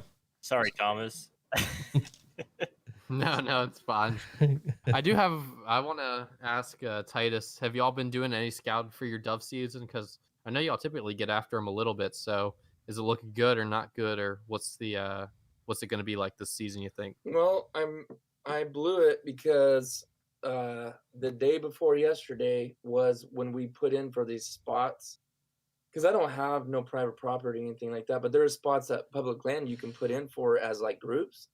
And my friend called me, he's like, "Hey, put in for it," but I was on those night shifts at work. Well, we ended up flying all night. I never got to put in, and come to find out, that was the last day to put in. So I was picked. I was like, "Shoot, man, I'm not gonna be able to do opener because it's September 1st on a Tuesday, which is a Tuesday, I think." So I think what happens after opening day, then you can go there, I believe, anytime for the most part of the week can go. So I'll just try to go out there then. But I haven't looked, and my friend has not looked and seen how the birds are looking, but they have a lot of stuff planted out there, so it should be pretty good this year. Nice. They're pretty consistent every year. Gotcha. So do y'all is that dove hunting? Is that on like game? Because I know y'all mainly hunt the refuges. So I've had the question for a long time. Like, do y'all have any WMAs, or I don't know if y'all call them different things, but like pretty much all our public land hunting is on state-owned, state-owned and managed land. While it seems like a lot of all those refuges are federal. So do y'all still have like a pretty comprehensive state game land system, or is it pretty much all federal stuff? I would want to say it was 50-50, but I would say it's more federal than not. There's several around here that are state. More so here. You start going up north, it seems a lot more federal. Gotcha. I would say it's like 60% federal, 40%, maybe if not a little even more. See, yeah, because like that's the thing. I think people like if someone was watching your videos from Virginia, like if someone when I first watched them, I was like, man, they get to hunt out on refuges. I mean, like we have refuges all across Virginia. You can't hunt any of them. They're all like strictly refuges, no hunting. So it's just kind of like a foreign concept for a lot of us, at least in my area, to ever even have the opportunity to hunt those federal refuges like that. Well, what they do is, and this is another thing that's different than a lot of states from what I've seen, is they will do what's called, you'll hear us say this word, closed zone. So they'll leave a big area, huge area that is no hunting. It's a refuge, like they're refuge from the hunters, but then they'll make this small hunting area like right next to it or a couple miles away, and then that's where the birds will work back and forth. And that's where you get that. So I mean, it seems to still work for you. I mean, they could 100. I've heard some people who have been pushing for it for Virginia. I mean, it's not like ours aren't big enough, but for some reason they just don't seem to do it over here any. Yeah. At least for the waterfowl. Yeah, you can kind of tell how your hunt's going to be depending on what the closed zone looks like sometimes, Although if fresh birds have pushed in, it'll be thick everywhere, right? They'll be thick in the closed zone, and then the hunt day they're just working like crazy, even over the hunt area. But basically, one hunt day, or maybe two, like say a Wednesday and a Saturday. By Sunday, the birds already know what's going on. They already know where not to fly, and it's pretty much stagnant again till another push. Gotcha. Well, we are running up on the hour and a half mark here, so I think we would probably want to wrap this one up pretty soon. But if anybody has any more questions, put them in the chat while we are before we wrap this one up, and we'll make sure to answer them. But thanks for hopping on, everybody. Thanks for jumping on, Titus, Yeah, Matt, thanks for having me on. Jordan. Yeah.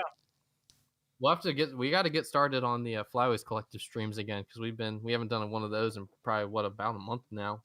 Yeah. So Yeah, it's been not a too while. far away now. Yeah. Matt's usually too busy, but This is I'm doing this on a Friday night, so no. Yeah. No. I have nothing but time. So Me and Thomas. here's a You're question supposed to for convince Titus. us to come out to California. Yeah, I've seen that. Hey, the door's always open. Here's a question for Titus. If you can, So when are you gonna join the mullet gang? Okay, pull your hats off. I want to see this. Pull it off. Oh yeah. So, oh man, you too, Thomas? Yeah, mine's not really. Mine's like halfway. I didn't even know about this. I just in your guys' videos, I was like, man, you're looking a little thick in the back there. Little business in front and a little party in the back. just trying to be like a wood duck. Are you guys working on that pretty hard for the collab or what? Oh yeah, So they'll definitely Jordan enough to shake challenged around. it's like a bet now to see who's gonna cave in first and shave it before the other. We're good about those. I'm These not a- two just I'm not can't. a These two huge just can't fan, stop. but- They can't stop competing with each I other. know, it's nonstop. You know what they say: if you're not last, you're second to last. Yeah. That's awesome. You guys got to just keep going with it. So is that a no that you're not gonna grow one? I don't think so. I'll just work on this part. I'll work on this part. Let's go back. I think that you should just grow it out to the collab. The what? My mullet? Yeah. Yep. Or the beard. I don't know. That's not a no. You're saying there's a chance. Nah, you know what? I would actually like to, but I don't think my wife will like that too much. Yeah. What are you doing? Don't worry. I'm in the same boat as you. That's funny. We got one more question. How close do ducks have to be for you guys to identify them? That's another great question. It depends on your experience, and the bird. Goldeneyes, if you've ever heard of goldeneye, you can identify them from 100 yards away when they're flying over, just because of the sound their wings make. Mhm. Mallards, you can hear them chuckle and talk when they're flying up high, and you can look at their bellies when they're however many yards up. Even migrators, you can kind of tell the difference. And you can kind of it depends on the species of ducks, based on their wing beats, based on the size, based on colors you might be able to see when they fly over. It's really dependent on the species. I've heard Thomas. I've heard Thomas is so good at identifying that he can tell what bird they are by the way they splash when they hit the water. Now this is true. No, obviously a joke. Yeah, no, you're right, Matt, and all that. It's definitely harder with certain birds. I mean, I think the biggest thing you get with early season is your teal versus wood duck. So, whatever it takes, whatever distance it takes for you to be sure is, the distance you should probably be identifying at. Depends on how much you see birds too, because if I don't see a lot of wood ducks in flight ever. So if I was to have one flying, I'd be like, wait, what is that? But like pintails, mallards, gadwall can be tough just because they look so close to a mallard size. But teal, obviously. And then when it comes to teal for out here, you're questioning, is it a cinnamon? green wing or blue wing, and really, if it's overcast and it's just a dark figure, it's a teal, but not necessarily what kind of teal it is. So Yeah. I can identify them pretty far out there, honestly. But I've never seen no one ever have eyes like Travis. In fact, I used to think he was full of baloney because he would tell you what they were way out there, and he would see them way out there. Almost like my eyes are 20/20, but like he would see them so far out there, and I was like, "You're lying. There ain't nothing out there." And else you'd see birds coming, and he'd be like, "Those are that. Those are that." And when I was younger, I didn't believe him, but over the years, he's always been right on. I'm like, "You have some extraordinary long vision. Like it's not normal. It's weird." Here's a Yeah. funny comment in there. I bet You got to read Did you this see one. Kevin's comment? Yeah, Kevin said it's not hard to identify it as a goose when it hits you in the face.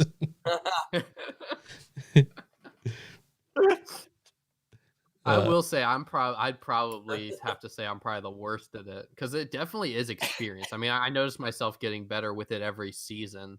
So, I mean, the guys who've been hunting for 10, 15 years probably have a little bit of an easier time of it.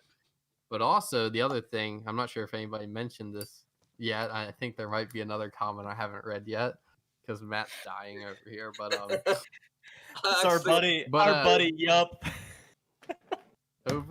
Overcast versus sunny days. I think Titus kind of mentioned it, but sunny days are way easier for me to identify them on than the cloudy days.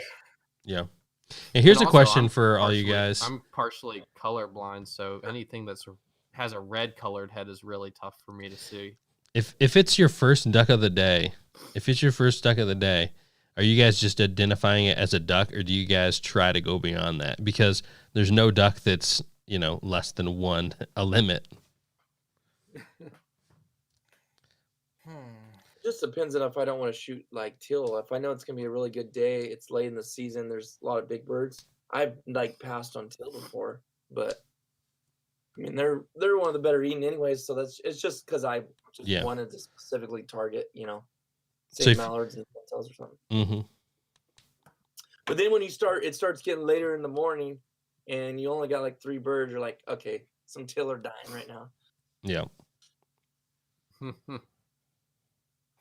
Yeah. I'd say for our first one, we always, because a lot of times we're shooting our first one it's going to be a silhouetted big duck. So in the Atlantic Flyway, you literally have to go out and pick up that silhouetted big duck. I mean, you can't shoot 2 silhouetted big ducks. You're taking your life into your own, or you're taking your legality into your own hands there if you do that. Yep. You guys should go to Canada to hunt mallards. Titus has done that. Yeah, you can actually none see of us, that. none of the. You can literally see Titus smacking mallards in a field on his YouTube channel right now. It's on another YouTube channel though. Claudio, what's his Hired to Hunt, I think, right? Yeah, Hired to Hunt. Yeah. Are you actually in the film? Yeah. Well, Mm-hmm. let's not talk about that. There's more to that story. My face. All right, we'll get on. Put it that way, but all the birds I was shooting in my hands were in that video. Can I try? I want to try my Megan call out real quick. Can I do that? I'm still trying to figure out what that is. Here, I got it right here. Megan, let's grab a cup of coffee sometime. Hit me up.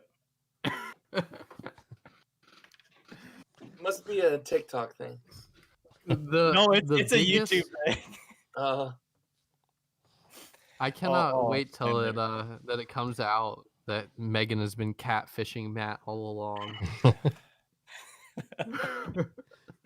It's actually just some kid on his mom's account. Oh. That'd be my luck. Oh, yeah. I remember Megan. I remember. Has she been commenting lately on yours, or whoever he or she is? Not on mine. Just Thomas. Oh, okay. Yeah, she only likes me apparently. The quickest way to get her to comment, I think, is to post a thumbnail with you holding a hen. because that's the only video I've got her to comment on of mine.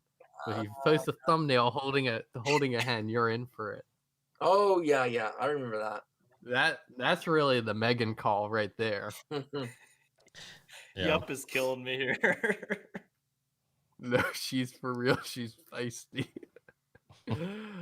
Robert Winter asked if anybody has hunted out of curtain blinds, which is something that I want to do. I don't think I'll get around to it this season because you got to go down to North Carolina to do that. But that's a hunt I'd really like to do. That's a hunt I want to. If we can do it one day, I'd love to do a collab hunt down there out of those curtain blinds. Because have you all ever seen those or heard of those? Nope. I haven't. I don't think. So basically, it's pretty much the only place in the U.S. you can still legally hunt out of sink boxes because they've outlawed sink boxes. But instead of these sink boxes are actually anchored to the bottom of these bays, and they have these big curtains around them. So you raise and lower the curtain with the tide, and that's how they keep the water out of them, even though they're attached to the bottom. So it's a really, really unique style of hunting. You're hunting these like super shallow, huge coastal brackish sounds, and they shoot brant and pintail and a bunch of cool stuff. So it's a really, really unique style of hunting. I think would be cool. Did you say pintail? Pintail. I'm in. Someone asked our favorite duck calls, which I don't really have a favorite. I will give a shout out to Craig Katz. Craig's Cat's custom calls. He sent me a couple calls, and I really enjoy trying out his calls. So, if you're watching this, Craig, thank you. Teal call. I'll do a shout out here too. Teal call. I really like poke pattern calls. He's given a lot of us some calls, whistles, and stuff, and I really like his stuff too. His teal call is awesome. It's probably the best teal call I've ever used. Gotcha. Well, we have run up on an hour and 40 minutes here, way longer than we were planning. I think I was planning on doing a stream for. So I appreciate everybody who's tuned in tonight. We've had over like 25 concurrent viewers this whole time. So really appreciate everybody who's tuned in, and everybody want to let the viewers know where they can find y'all on YouTube before we wrap this one up. Go for it, Titus. Yeah, Mid Valley Mercenaries. You can find High me Prairie over Sportsman. over at High Prairie Sportsman as well. Yeah, help me out because Jordan's Duck Gun Chronicles. I'm High Prairie Sportsman. We're in a race to 10,000 subscribers. I have a little bit of a lead, but not comfortable enough. So tell everyone, I don't care if it's your uncle, your grandma, some guy you meet on the street, tell them to all subscribe here to me, not to Jordan though. Yeah, actually subscribe to him too. He's got a good channel too. Help me out. Help me beat him, and then you'll see him hump. What's the tally? Let's figure out the tally real quick. I think Jordan putting out a little bit more content. He is. And better too. Thank you. He's got the drone. Just kidding. What are you at, Matt? Secret power. What are you at? What am I at? Give me 1 second. Pull up the old. I am at 89.62. So I have 1,038 to go. 89.62. Shavala. Someone wanted to hear it. Shavala. Shavala. Rocky's he's passed out sleeping. I think he ate dinner and he's in bed now. So I am minus. Trap Outdoors. I am minus 327. Everybody loves an underdog story, so if you want to be part of the movement, then hit the sub button over Duck Gun Chronicles. We got some business to finish, and not much time to do it. Calling on you now.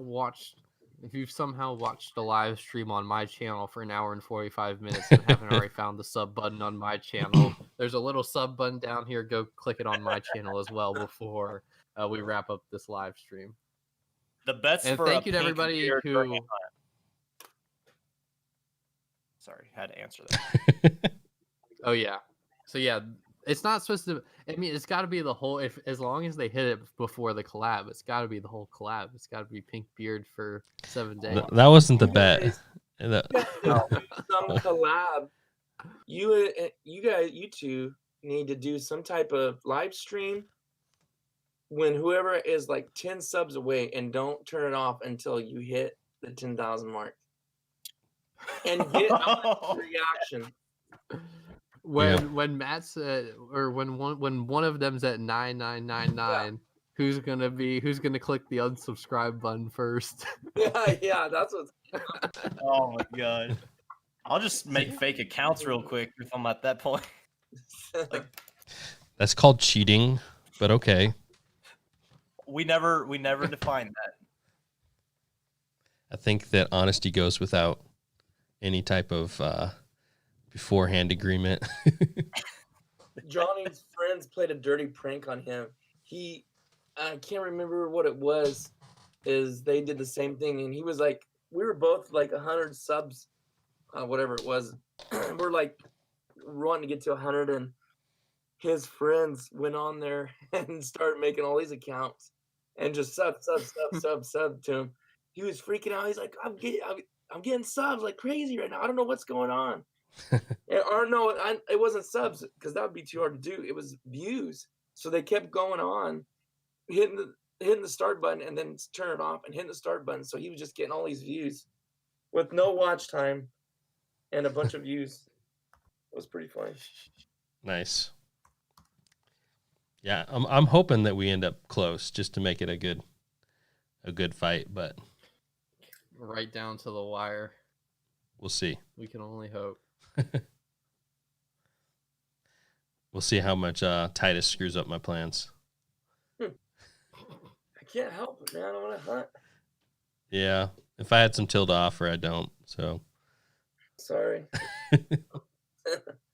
Early goose? yeah. Oh, Kevin can step up, huh? Yeah. Well, did you guys decide what the punishment was? Oh, Pink beard, I yeah. believe. It's pink beard for one hunt. It's not the whole I don't collab, think that's Thomas. gonna work, though. I think you guys are trying to, because I think Jordan's dark black hair and yours, Matt. I don't think that's gonna really. Have you ever seen like the Christmas sparkles that they use like with the ornaments and Yeah. everything?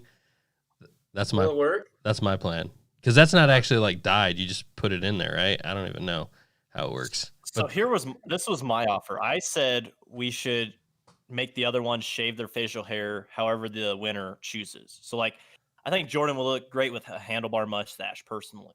I mean, that's Amish just my beard. thoughts on it. Amish beard. An Amish beard, that would be another good one, you know. That's just I've my done thoughts. the Amish beard before. That got vetoed. See, but the problem was you wouldn't make an agreement until you got like 1,000 ahead and you tried strong arming it. So, at that point, I'm like, no, we're sticking with what we said. You're 1,000 ahead. It's too late for you to start making demands.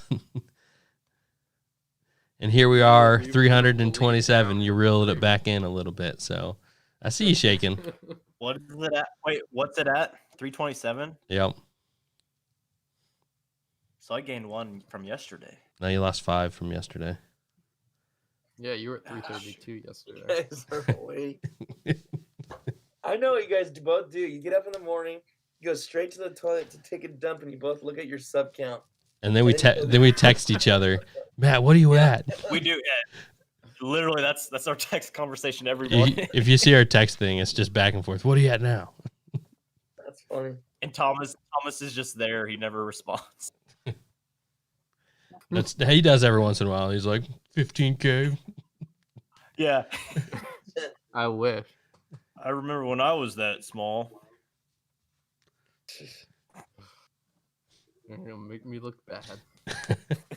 On his own channel. Right.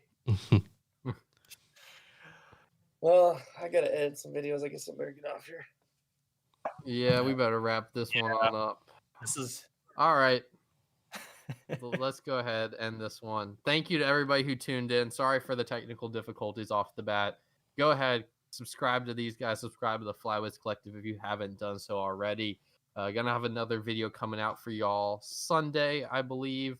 Gonna be doing some filming with another YouTuber tomorrow, which we'll save that for another day. It'll be fun. But I think we're gonna get rained out. We literally have 90% rain all tomorrow, which stinks. But yeah, have another video for y'all Sunday, so be on the lookout for that. But thanks for joining in, everybody. Thanks for jumping on, Titus, Jordan, Matt. We will wrap this one up. All right. Yeah, thanks for having us.